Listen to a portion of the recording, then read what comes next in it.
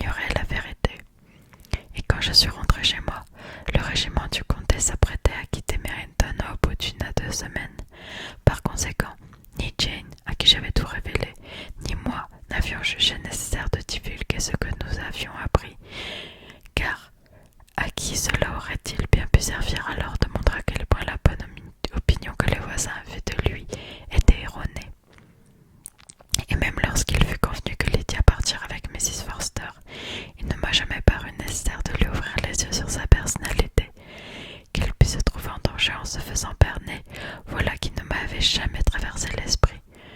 Qu'une telle conséquence puisse se produire, tu penses bien que j'étais à 100 lieues de l'imaginer.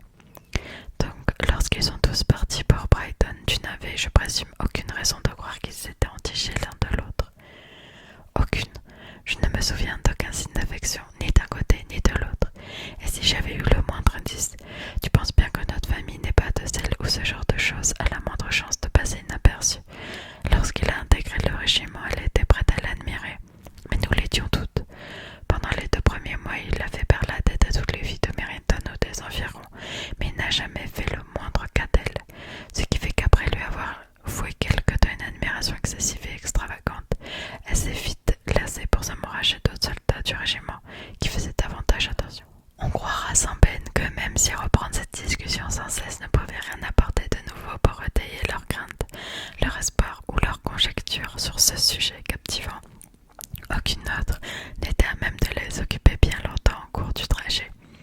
Elisabeth l'avait constamment en tête en raison du plus grave des tourments, le remords, et elle ne trouvait pas le moindre répit dans l'insouciance ou dans l'oubli.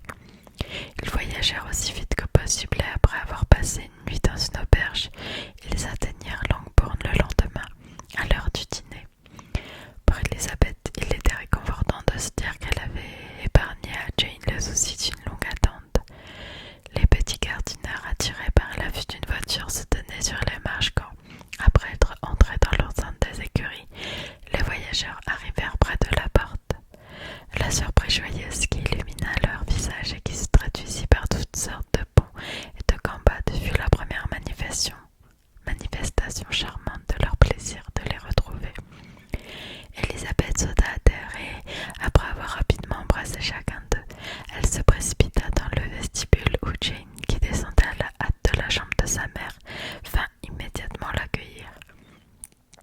Après l'avoir affectueusement serrée contre elle et pleurant contre elle, à chaudes larmes, Elisabeth lui demanda si l'on avait des nouvelles des fugitifs. « Pas encore, répondit Jane, mais maintenant que mon cher oncle est là, j'espère que tout va bien se passer. Est-ce que mon père est à Londres? Oui, il est parti mardi, comme je te l'ai écrit. Est-ce que tu as eu souvent de ses nouvelles? Juste une fois.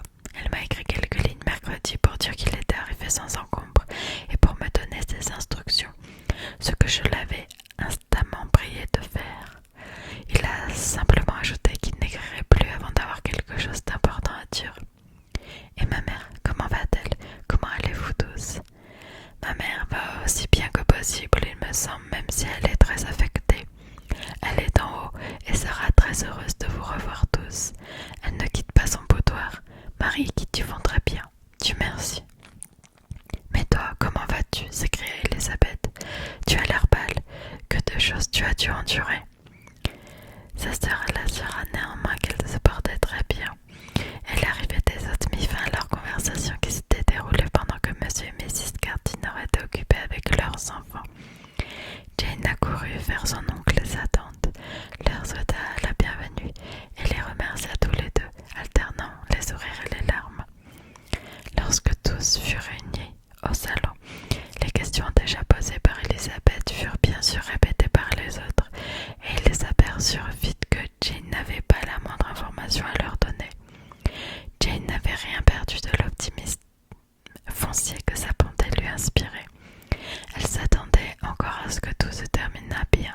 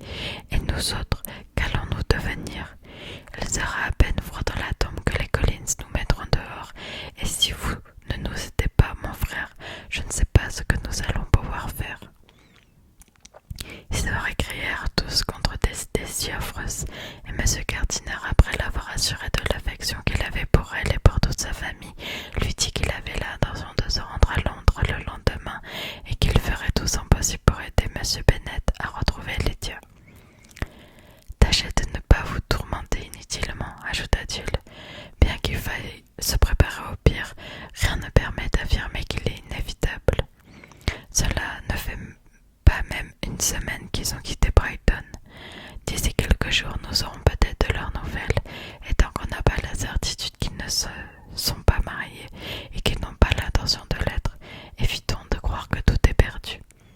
Dès mon arrivée à Londres, j'irai voir mon frère pour qu'il vienne chez moi, Great Church Street, et nous pourrons alors réfléchir ensemble à ce qu'il convient de faire. Ah, mon cher frère, répliqua Mrs. Bennet, c'est exactement ce que j'espérais. Et maintenant, quand vous serez à Londres, trouvez-les, et où qu'ils soient, et s'ils ne sont pas déjà mariés, faites en sorte qu'ils se marient. Au sujet du trousseau, ne les faites pas attendre, mais dites-elle dire qu'elle aura tout l'argent qu'elle voudra pour le confectionner une fois qu'ils seront mariés. Et surtout, empêchez M. Bennet de se battre. Dites-lui dans quel état épouvantable je me trouve, que j'ai affreusement peur, et que les tremblements, et les frissons qui s'emparent de tout mon corps, que les spasmes que je ressens sur le côté, que mes maux de tête et les pulsations de mon cœur sont telles que je ne trouve aucun repos, ni le jour, ni la nuit. Et dites à ma chère Lydia de ne donner aucun ordre pour son trousseau tant qu'elle ne m'a pas vue, car elle n'a aucune idée des endroits où on trouve les meilleurs fournisseurs. Ah, mon frère, comme vous êtes bon, je sais que vous allez enrocher tout cela.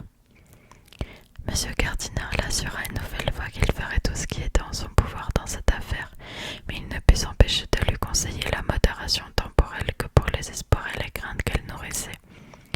Et après avoir ainsi parlé avec elle jusqu'à ce que le dîner fût servi, ils la laissèrent s'épancher auprès de la gouvernante qui restait auprès d'elle en l'absence de ses filles. Même si son frère et sa belle-sœur étaient persuadés qu'il n'y avait pas vraiment de raison pour qu'elle restât ainsi recluse à l'écart de sa famille, ils n'essayèrent pas de s'y opposer, car ils savaient qu'elle n'aurait pas la prétence de tenir sa langue devant les domestiques qui servaient à table, et ils estimaient qu'il valait mieux qu'il n'y eût qu'une seule domestique, celle à qui il faisait entièrement confiance, qui entendit les craintes et les inquiétudes que lui inspiraient ces événements. Ils furent bientôt rejoints à la salle à manger par Marie et Kitty, qui avaient été trop occupées dans leurs chambres respectives pour venir plus tôt. L'une avait été absorbée par ses livres, l'autre par sa toilette. Leur visage à tous les deux était toutefois assez serein, et rien ne semblait changer en elle, si ce n'est que la perte de sa sœur préférée ou les foudres qu'elle s'était attirées dans cette aventure rendaient Kitty un peu plus nerveuse que d'habitude. Quant à Marie, elle était suffisamment maîtresse d'elle-même pour murmurer à Elisabeth, en prenant un air grave et réfléchi peu après qu'elle venait de s'asseoir à table. C'est une bien malheureuse affaire, et elle fera probablement l'objet de nombreuses discussions. Mais il nous faut endiguer le flot de la méchanceté et recouvrir mutuellement nos plaies du baume de la consolation entre sœurs. Puis comme elle voyait qu'Elisabeth n'avait aucune intention de lui répondre, elle ajouta: si triste que cette histoire puisse être pour Lydia, nous pouvons en tirer une leçon utile, à savoir que, chez une jeune femme, la perte de la vertu est irréparable, qu'un seul faux pas conduit à sa ruine éternelle, que sa réputation est aussi fragile que sa beauté, et qu'on ne saurait se montrer trop prudente face aux scélérats du sexe opposé. Elisabeth, l'air stupéfaite, leva les yeux vers elle, mais elle se sentait trop abattue pour répliquer quoi que ce fût. Marie n'en continua pas moins à se consoler en forgeant des adages moraux à partir du malheur auquel ils étaient confrontés. L'après-midi, les deux aînées des demoiselles Bennet purent se retrouver seules pendant une demi-heure, et Elisabeth en profita aussitôt pour poser de nombreuses questions auxquelles Jane était tout aussi désireuse de répondre. Après s'être lamentée en cœur sur les terribles conséquences de l'événement, conséquences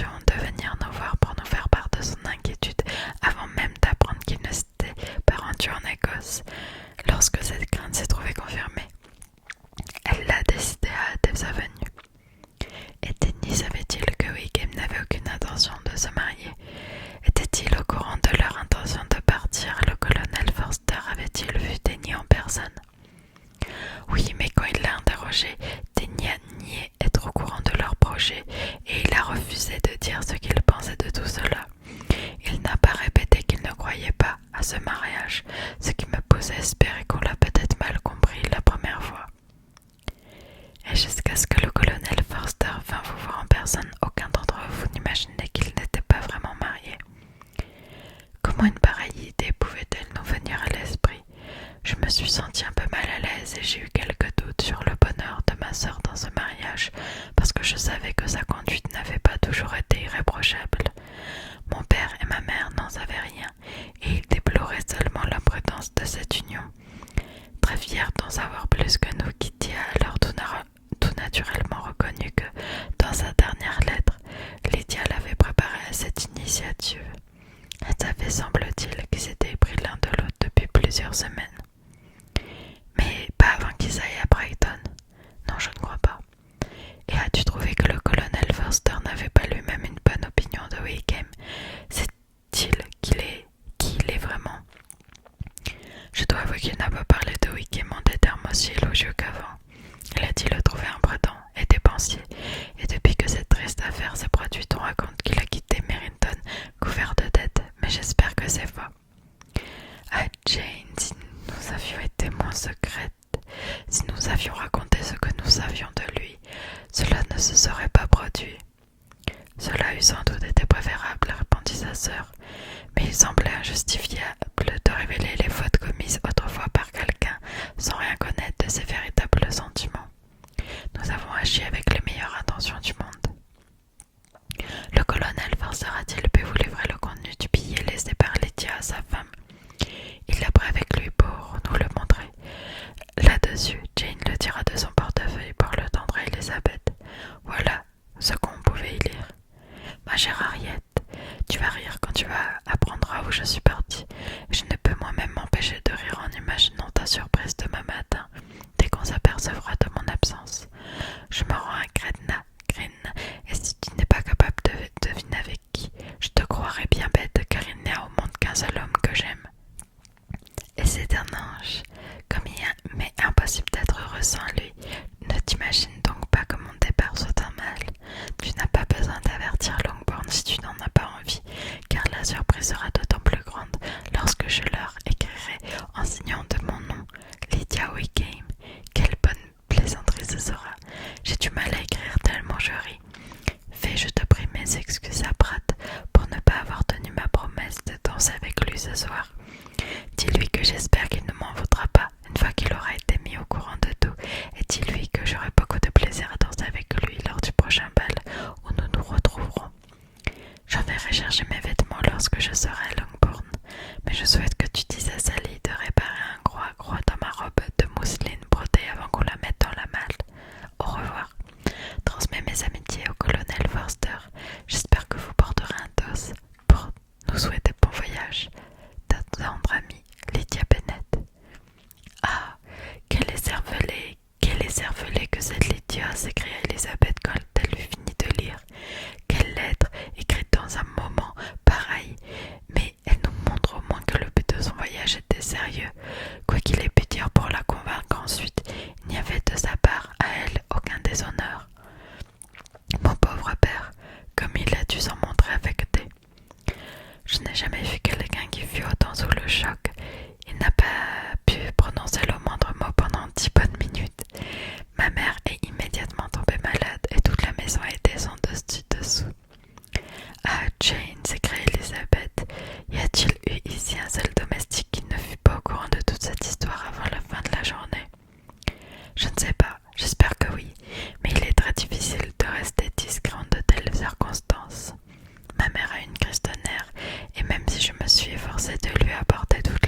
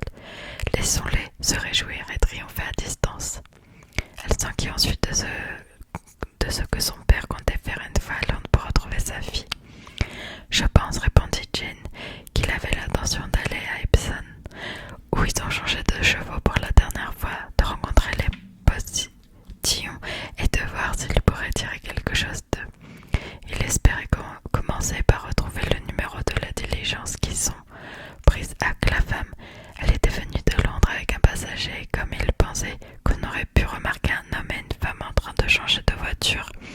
Il avait décidé de commencer son enquête à Clapham.